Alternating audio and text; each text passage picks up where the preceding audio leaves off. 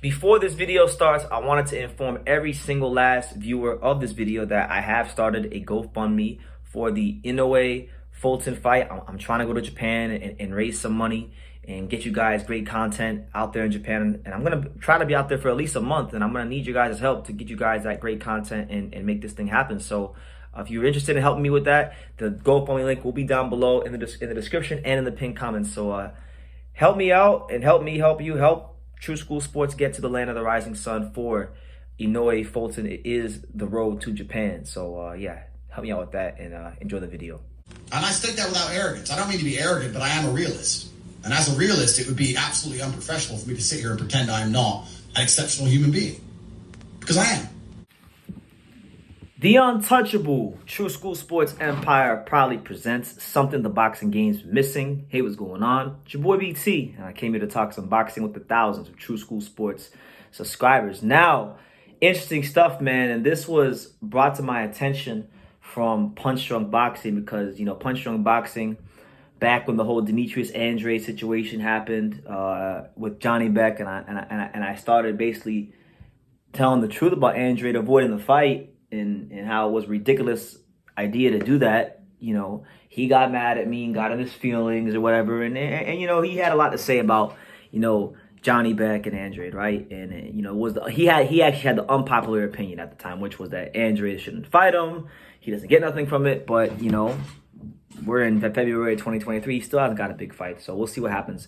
But this ain't about Andrade. This is about Johnny Beck, because Johnny Beck, I can't believe I'm saying it, but I gotta keep that same energy. I can't be unfair. I gotta call things off for what they are.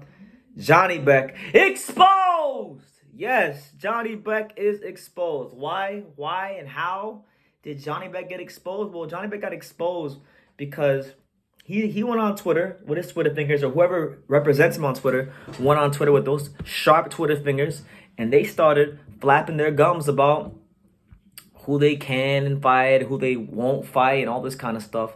Here's what they said verbatim, and I quote: "When you're a champion, everyone who doesn't have a title wants to fight you. Champions don't want to fight. Champions only wants to fight with a champion. Where are you, champions? I'm not interested in unfamiliar boxers and not champions." So there you have it. So he's basically saying that, like, anybody who doesn't have a belt at 160, he doesn't want to fight him. So, like, guys like, let's say, Carlos Adames, he ain't interested in fighting no damn Carlos Adames because, you know, he's not a champion. And this is uncalled for behavior, because when you're the champion, when you have a belt, obviously, yes, to unify the division and to fight other champions, to fight the other creme de la creme best guys in your division, that should always be priority numero uno. But that can't happen. Then you fight the highest available contenders and the most competitive contenders you could find.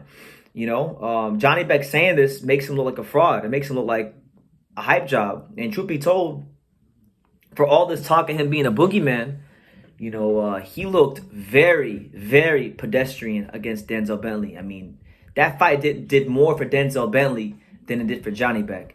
Johnny Beck has a lot to prove moving forward, and there's no ifs, ands, or buts about it.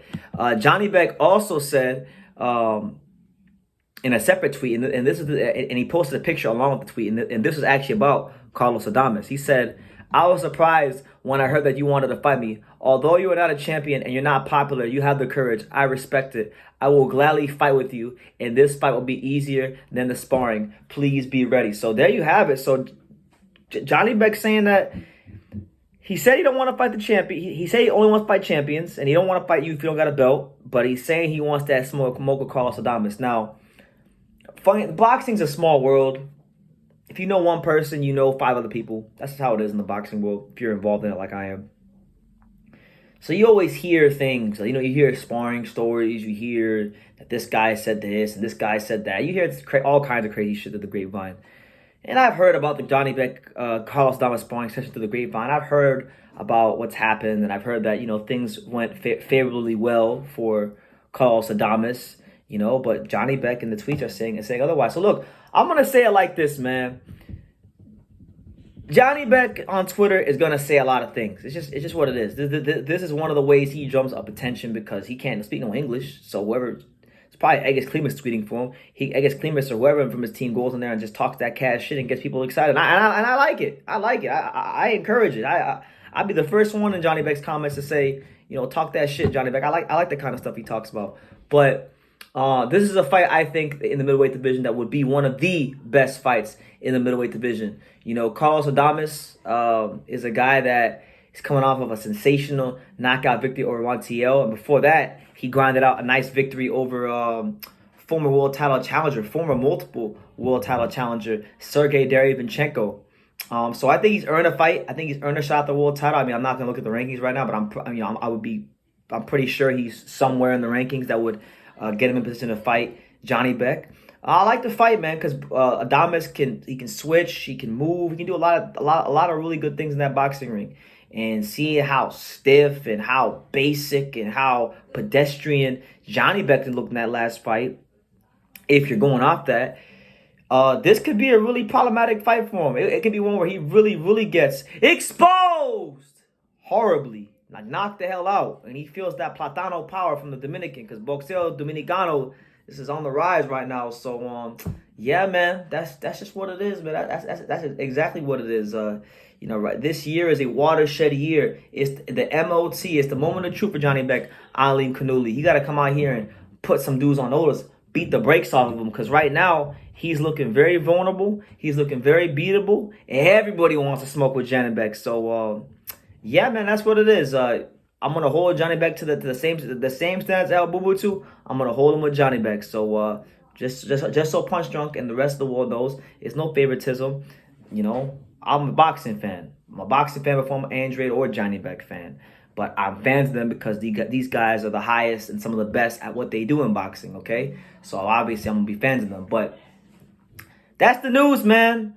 Janibek says he wants to fight Carlos Adames, but he says he doesn't want to fight champions. He only wants to fight the guys with the straps. So let's see what kind of behavior Janibek exhibits as he selects his opponents moving forward. Leave your comments down below. Make sure you guys take the time to subscribe. And like I say in every single one of these videos, you can love me or you can hate me. But I'm just a kid from Daniel. So until next time, take care, guys. Thank you for watching another video on the untouchable True School Sports Empire. For more great boxing content just like this video, click right here and make sure you subscribe. Much love from sunny South Florida.